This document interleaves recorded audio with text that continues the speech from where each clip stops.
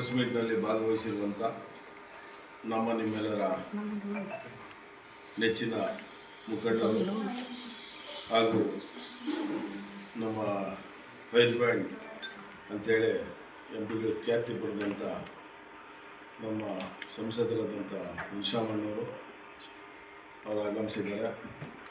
ಅವ್ರನ್ನ ಗೌರವಿಸ್ತಾ ನಮ್ಮ ಮಂಡಲ ಅಧ್ಯಕ್ಷರಾದಂಥ ಗೋವಿಂದರಾಜವರೇ ಹಾಗೂ ರಾಜಶೇಖರ ರೆಡ್ಡಿ ಅವರು ಬೈಯವರೇ ಎಲ್ಲರೂ ನಮ್ಮ BJP ಇವತ್ತು ನರೇಂದ್ರ ಮೋದಿಯವರ 12 ವರ್ಷಗಳ ಸಾಧನೆ, ಆ ಸಾಧನೆ ವಿವರ ಇವತ್ತು ಈ ದೇಶ ಒಂದು ಉನ್ನತ ದಿಕ್ಕಿನಲ್ಲಿ ಹುಟ್ಟೋ ಮಗುವಿನಿಂದ ಹಿಡಿದು ಯುವಕರಿಗೆ ಏನು ಕೊಡಬೇಕು ಪ್ರತಿನಿತ್ಯ, ಇವತ್ತು ದೇಶನ ಹೆಂಗೆ ಕಾಪಾಡಬೇಕು, ಇವತ್ತು ಉದ್ಯೋಗಗಳು ಹೆಂಗೆ ಕೊಡಬೇಕು, ಅದ್ರ ಬಗ್ಗೆ ಇವತ್ತು ಕೂಲಂಕುಷವಾಗಿ 12 ವರ್ಷದ ಸಾಧನೆಗಳು ಅಂದರೆ 18 ಅವರ್ ಒಂದು ದಿವಸ ಹಗಲಿರುಳು ಕೆಲಸ ಮಾಡ್ತಾ ಇರುವಂಥದ್ದು. ಅದನ್ನು ಬ್ರಿಟನ್ ಪ್ರಧಾನಿಯವರು 36 ವರ್ಷಗಳ ಸಾಧನೆ 12 ವರ್ಷಕ್ಕೆ ಮಾಡಿ ತೋರಿಸಿದ್ದಾರೆ ಅಂತೇಳಿ ಬಂದಿದ್ದಾರೆ. ಅದನ್ನು ಸ್ಮರಿಸ್ತಾ ಇವತ್ತು ಕೇಂದ್ರ ಸರ್ಕಾರ ಮಾಡುವಂಥ ಕಾರ್ಯಕ್ರಮಗಳನ್ನ MP ಅವರು ತಿಳಿಸ್ಕೊಳ್ತಾರೆ. ಇವತ್ತು ಕೇಂದ್ರ ಸರ್ಕಾರದಲ್ಲಿ ಆಗಿರುವಂಥ ಎಲ್ಲ ಕಾಯ್ದೆಗಳು ಪ್ರತಿಯೊಬ್ಬರಿಗೂ ಜನರಿಗೆ ನೇರವಾಗಿ ಲಂಚ ಅನ್ನೋದನ್ನ ನಿರ್ಮೂಲನೆ ಮಾಡಿ ಇವತ್ತು ಅವರು ಖಾತೆಗೆ ಬರುವಂಥದ್ದು ಸೇವೆಗಳು. ಕಾಂಗ್ರೆಸ್ ಪಕ್ಷ ಇದ್ದಾಗೆ ರಾಜೀವ್ ಗಾಂಧಿ ಅವರು ಹೇಳಿದರು, ನಾವು ಕೇಂದ್ರದಿಂದ 100 ರೂಪಾಯಿ ಕಳಿಸಿದ್ರೆ ಇಲ್ಲಿ 20 ರೂಪಾಯಿ 15 ರೂಪಾಯಿ ಸೇರ್ತದೆ ಅನ್ನೋದು ಹೇಳಿದರು.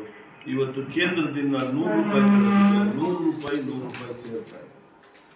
ಇನ್ನು ಮಾಡಿದಂಥ BJP ಸರ್ಕಾರ ಇದನ್ನ ಕಾರ್ಯರೂಪಕ್ಕೆ ತಂದಂಥ ನರೇಂದ್ರ ಮೋದಿ ಅವರ ತಂಡಕ್ಕೆ ಇವತ್ತು ನಾವು ದೇವರಲ್ಲಿ ಪ್ರಾರ್ಥನೆ ಮಾಡಿ ಎಲ್ಲ ದೇವರು ಒಳ್ಳೇದು ಮಾಡಲಿ, ಈ ಭಾರತ ದೇಶನ ಎಲ್ರಿಗೂ ಸಮಾನತೆ ಕಾಪಾಡ್ತಾ ಇರೋರಿಗೆ ಎಲ್ರಿಗೂ ಒಳ್ಳೆಯದಾಗಲಿ ಅಂತೇಳಿ ಇವತ್ತು ಪೂಜೆ ಸಲ್ಲಿಸ್ತಾ ಸ್ವಚ್ಛ ಭಾರತ ಕಾರ್ಯಕ್ರಮ ಮುಗಿಸ್ಕೊಂಡು ನಾವು ನರೇಂದ್ರ ಮೋದಿಯವರಿಗೆ 100 ವರ್ಷ ಇದ್ದು ಅವರು ಪ್ರಧಾನಿಯಾಗಿ ಮುಂದುವರಿಯಲಿ, ಹಾಗೆ ನಮ್ಮ ನಿಶಾಮಣ್ಣ ಹೆಸರಲ್ಲಿ ನಾವು ಮುಂದೆ ಒಳ್ಳೆಯ ಸಂಸದರಾಗಿ ಮುಂದೆ ಕೇಂದ್ರ ಮಂತ್ರಿಗಳಾಗಲಿ ಅಂತೇಳಿ ಪೂಜೆ ಸಲ್ಲಿಸಿರ್ತೇವೆ.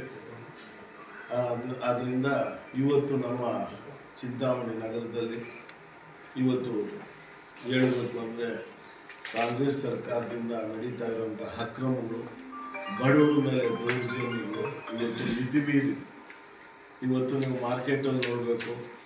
ದೇವಸ್ಥಾನದಲ್ಲಿ ಸಹನೇಶ್ವರ ದೇವಸ್ಥಾನದಲ್ಲಿ ಬ್ರಾಹ್ಮಣರು ಕಟ್ಕೊಂಡಿರೋ ಮನೆಗಳು ಇವತ್ತು ಕಟ್ಟಿ ಅವ್ರು ಪೂಜೆ ಸಲ್ಲಿಸಬೇಕು ಅಂತ KM ಕೃಷ್ಣಾರೆಡ್ಡಿಯವರಿಂದ ಕಟ್ಕೊಟ್ಟಿರೋ ಮನೆಗಳನ್ನು ದಬ್ಬಾಗಬೇಕು ಅಂತ ಹೋಗ್ತಾ ಇದ್ದಾರೆ. ಇವತ್ತು ಬಡವ್ರಿಗೆ ಮಾರ್ಕೆಟ್ ಕೊಡ್ತೀನಿ, ಅಂಗಡಿಗೆ ಕೊಡ್ತೀನಿ ಅಂತೆಲ್ಲ ದಬ್ಬಾಗ್ತಾ ಇದ್ದಾರೆ. 15 ವರ್ಷ 20 ವರ್ಷದಿಂದ ಕಟ್ಟಿರೋ ಬಿಲ್ಡಿಂಗು 100 ವರ್ಷ ಇರೋ ಬಿಲ್ಡಿಂಗ್ ದಬ್ಬಾಗ್ತಾ ಇದ್ದಾರೆ. ಹೊಸದಾಗಿ ಬಿಲ್ಡಿಂಗು ಯಾತಕ್ಕೋಸ್ಕರ ಇದು ಸ್ವಂತ ನಾವೇ ಎಲ್ಲ ಕಾಂಟ್ರಾಕ್ಟ್ ನಾವು ಯಾರಿಗೂ ಕೊಡಲ್ಲ, ಸ್ವಂತ ನಾವೇ ಮಾಡ್ತೀವಿ. 50%, 70%, 50% ಸಿಗ್ತದೆ ನಮ್ಗೆ, ಬಿಲ್ಲಿಗೆ ಹಂಗೆ ಕೊಡ್ತಾರೆ. ಇದೇನಾ ರಾಜಕಾರಣ ಮಾಡೋದು? ಇಲ್ಲಿ ಬಡವರು ಮನೆಗಳು ಕಟ್ಕೊಂಡಿರೋ ಮನೆಗಳು PD ಖಾತೆ ಮಾಡಿ ಇವತ್ತು ಆ ಕಟ್ಟಿರೋ ಮನೆಗಳು 2 ಕಂತು ಕೊಟ್ಟಿದ್ದಾರೆ. ಸರ್ಕಾರದಲ್ಲಿ ಕೊಟ್ಟಿರೋ ಗೌರ್ಮೆಂಟ್ ಜಾಗ ಸರ್ವೆ ನಂಬರಲ್ಲಿ ಖಾತೆ ಮಾಡಿದ್ಮೇಲೆ ಅವರಿಗೆ ಗೌರ್ಮೆಂಟ್ ಜಾಗಕ್ಕೆ 20-30 ಸೈಟ್ ಎಷ್ಟು ಬರ್ತದೆ ಅವರಿಗೆ? ಇಲ್ಲ 94CC ಆಕ್ಟಲ್ಲಿ ಹಾಕ್ಕೊಳ್ಳಿ, ನಿಮ್ಮ ಸರ್ಕಾರದಲ್ಲೇ ಇದೆ, ಆಕ್ಟಲ್ಲಿ ಬಳಸ್ಕೊಳ್ರಿ. ಆ ಮನೆಗಳೋಗಿ ಸರ್ಕಾರನ ದುರುಪಯೋಗ ಪಡಿಸ್ಕೊಂಡು ಇಲ್ಲಿರುವಂಥ MLA ಅವರು ದುರುಪಯೋಗ ಪಡಿಸ್ಕೊಂಡು ಇವತ್ತು ಆ ಮನೆಗಳನ್ನ ಬಡವ್ರ ಮನೆಗಳನ್ನ ಕಟ್ಟಿರೋ ಮನೆ ಕೂಲಿ ಕಾಸು ಮಾಡಿ ಇವತ್ತು ಇಬ್ಬರು ಗಂಡ ಹೆಂಡತಿ ಮಕ್ಕಳು ಬಂಡೆ ಹೊಡೆದು ಕೂಲಿ ಕಾಸು ಮಾಡಿರೋ ಮನೆ ಕಟ್ಟಾದ್ಮೇಲೆ 2 ಕಂತು ಗೌರ್ಮೆಂಟ್ ಅವ್ರು ಕೊಟ್ಟ ಮೇಲೆ ಎತ್ಕೊಂಡೋಗಿದ್ದಾರೆ. ಇದು ಯಾವ ನ್ಯಾಯ ಇದು? ಇದೇನು ಆಡಳಿತ? ನೀವು ಆಡಳಿತ ಕೊಡೋಕೆ ಬಂದಿದ್ದೀರಾ ಇಲ್ಲ ಬಡವ್ರನ್ನ ಶೋಷಣೆ ಮಾಡೋಕ್ಕೆ ಬಂದಿದ್ದೀರಾ? ಏನು ಅಂತ ಗೊತ್ತಾಗ್ತಾ ಇಲ್ಲ. ಇಂಥವು ಜಾಸ್ತಿ ನಡೀತಾ ಇದ್ದಾವೆ. ಅವರು ರಸ್ತೆ ಅಗಲೀಕರಣ ಎಲ್ರಿಗೂ ಒಂದೇನೇ ಇರಬೇಕು. ನಮ್ಮ ಅಂಗಡಿಗಳು ನಮ್ದಿರೋಂಥವು ಅಗಲೀಕರಣ ಹಾಕ್ಬಿಡ್ದು, ಅವ್ರ ಕುಟುಂಬದಾಗ ಆಸ್ತಿ ಇರೋದು ಅಗಲೀಕರಣ ಹಾಕ್ಬಿಡ್ದು. ಆ ರಸ್ತೆ ಬೇರೆ ರಸ್ತೆ ಇವತ್ತು 100 ಅಡಿ ರಸ್ತೆ ಮಾಡ್ತಾ ಇದ್ದೆ, ನಿನ್ನ ಅಂಗಡಿಗೆ ಇರೋಂಥವು 100 ಅಡಿ ರಸ್ತೆ ಮಾಡೋದು, ಸರ್ಕಲ್ ಮಾಡು ದುಡ್ಡು. ಇವತ್ತು ನಿಮ್ಮ ಕಾಂಪ್ಲೆಕ್ಸ್ ಇರೋಂಥವು ಸರ್ಕಲ್ ಮಾಡು, ದೊಡ್ಡ ಸರ್ಕಲ್ ಮಾಡು, ನಾವು ಒಪ್ಕೊಂತೀವಿ. ಇವತ್ತು ನಿಮ್ದೊಂದು ಅಡಿ ಹೋಗ್ಬಿಡ್ದು ಬೇರೆ ಬಡವ್ರದ್ದು ಹೋಗ್ಬೇಕಾ? ಇದೇನಾ ನ್ಯಾಯ?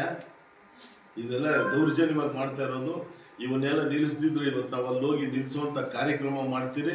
ಇಲ್ಲ ಇದ್ರ ಬಗ್ಗೆನೇ ಮುಂದೆ ಧರಣಿ, ಡಿ ಸಿ ಅವರು ಕೈಗೊಂಬೆ ಹೇಳ್ದಂಗೆ ಡಿ ಸಿ ಅವರೇ ಆಗಲಿ ಈ ನಮ್ಮ ಜಿಲ್ಲೆಯಲ್ಲಿ